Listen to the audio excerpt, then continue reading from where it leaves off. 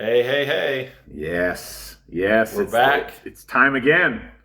It's like we just did this. It is very similar to like we just did this.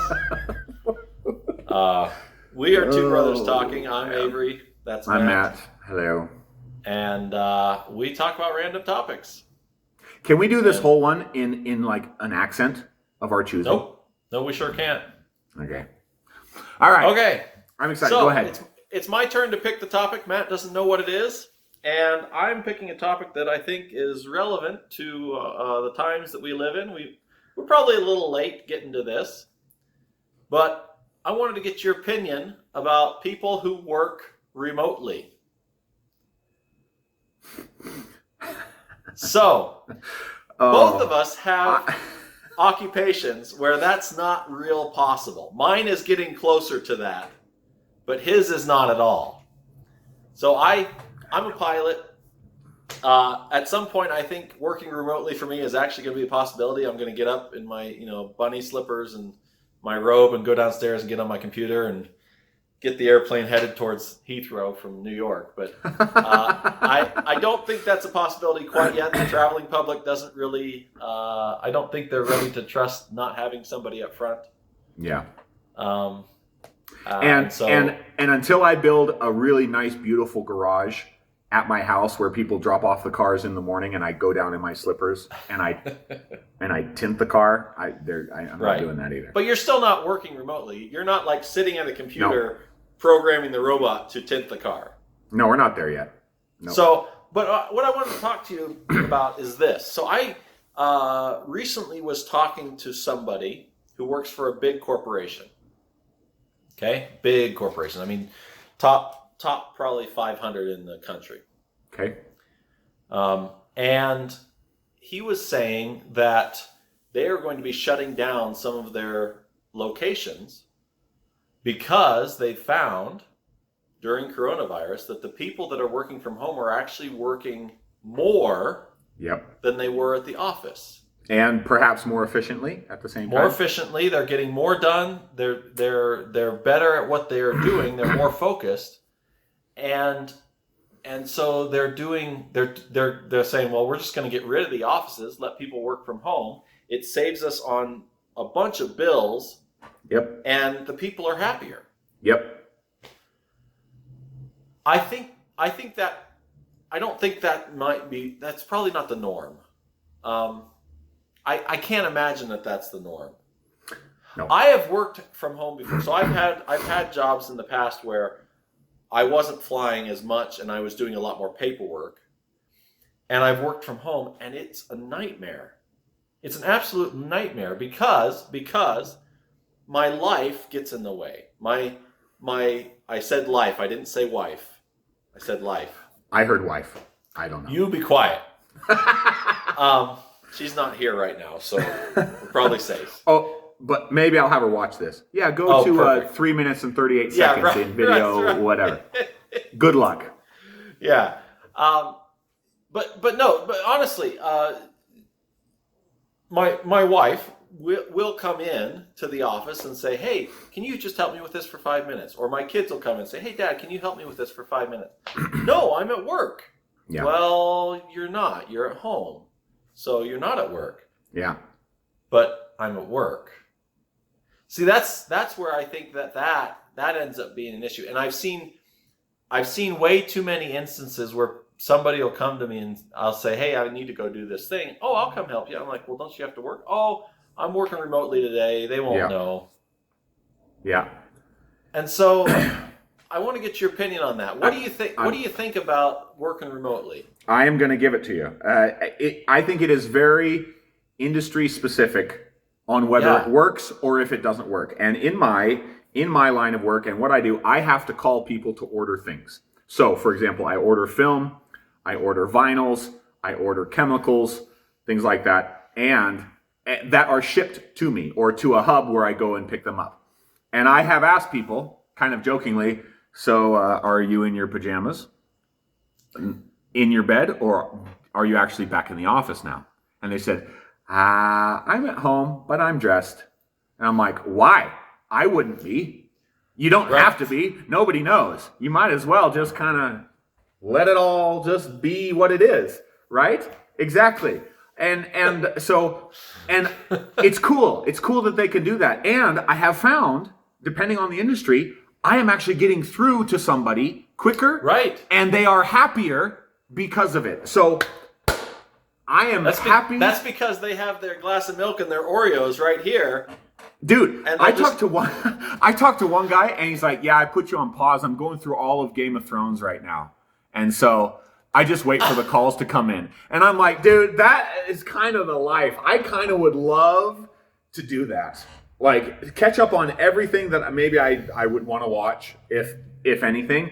And so if you can do the job, if you're a single person and you have maybe a cat or even a dog and you can take them out on a walk during your lunch break, it's a pretty good life working from home. You can take a Bluetooth and take a call. You really could. As long as you don't have to be on a computer or doing something, right. It is awesome. However, there are people who are, I guess, working the system or using the work from home thing. They can't do it. They can't handle it. And they can't do it. They're not smart enough. They need to have, well, I don't think it's a smart thing. I think it's that they're not motivated the dedication enough to try and do a good job when nobody's looking at them. Yeah. My workout partner that I work out with every day, his sister works for a real estate company. Bragger. And she fills out the forms, she emails people, she can do everything remotely. And she told her boss last year, I am not coming into the office anymore. Yeah. I can be more efficient, watch me work, and pay me more. And he's like, okay, this is your trial period, you go ahead. So she did that. She was more efficient. She was better at what she was doing. And now, every other weekend, she's in Cancun, she's in New York, she's down in Dallas, she goes to a hotel, she does her work, and then she walks out on the beach, or she walks out and goes down to the main drag of the city, and she hangs out, and she has a phenomenal time, and all she's doing is traveling, and she's getting paid to do it. And I think that is awesome. Good for you. Good on you for being in a position where that can happen. And if I totally can support somebody doing that as long as they're getting their work done. Like I've had a lot of employees in the past. Yeah. You know, up to 50 pilots that I was managing, right? And just so everyone knows, pilots sometimes,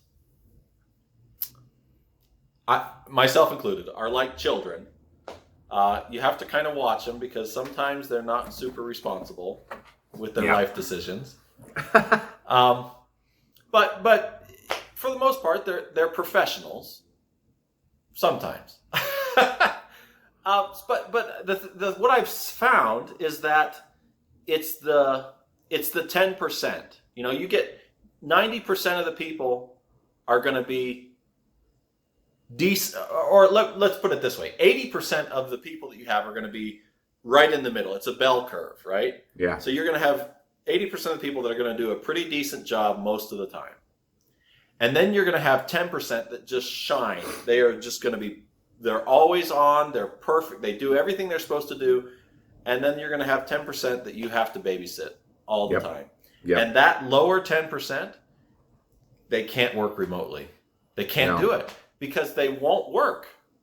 Well, and that is the trial. That is the problem that these companies are going to have to start facing. Is yes, we will save money on not having an actual location. If we don't have to pay a mortgage on a 20,000 square foot office building where people are on the phones, and we don't have to pay for telephone lines and air conditioning and all that stuff, it's awesome. But to find the caliber of person within that 10%, because you want the 10% that shine, you want those people. They're either taken or they're a lot harder to find, or you have to teach them or train them or make them. I don't know. And so it's a make them. it's a different time. You're cloning people. Dude, I don't have help here that I can trust enough to do the job that I do. So I have to make one, and I have to wait till next season to do it. And it's hard. With what's happened in the world now, it's kind of separating the sheep from the goats. Like, you want to be able to have someone that is going to be a team player and work hard and not stab you in the back versus someone that's just going to do the job and then go home and not think and not take any pride or personal fulfillment or achievement in building and doing better and growing. It's hard, and it's kind of separating the people right now, so you can kind of get an idea of what's happening. But this working remotely it's good and bad. It's good and bad. The way I look at it is this: if you can get your work done at home or on the beach in Cancun, or as long as you get your work done, I don't know that it matters. I really don't think it matters. I don't think it does. The problem you end up having is twofold. First of all, you have employees that they're not disciplined enough to work when they're not at work. And secondly, you're going to have some managers who don't know how to manage people that they can't go up to and talk to. Yeah. You know? Yep. So you're going to have team leaders in your company that, well, I can't manage my people because they're not here. Well, okay, Greg, you're going to have to try a little harder. More Zoom meetings or whatever. Yeah, I don't know if that's the answer, though. I think the answer is getting good training and then letting people work. And if they are not working, out the door. Turnover is hard, though. I know. It takes away from productivity, and this is a long, hard topic, but it's cool that we talked about it. I mean, it's neat to kind of see the differences. I'm just not in that industry, so it doesn't matter to me. I know, and I just thought I thought about it the other day because of the conversation I had with that guy about his big company where they're just going to be shutting down a lot of that stuff, and I'm like, man, I wonder how many companies are going to do that. Yep.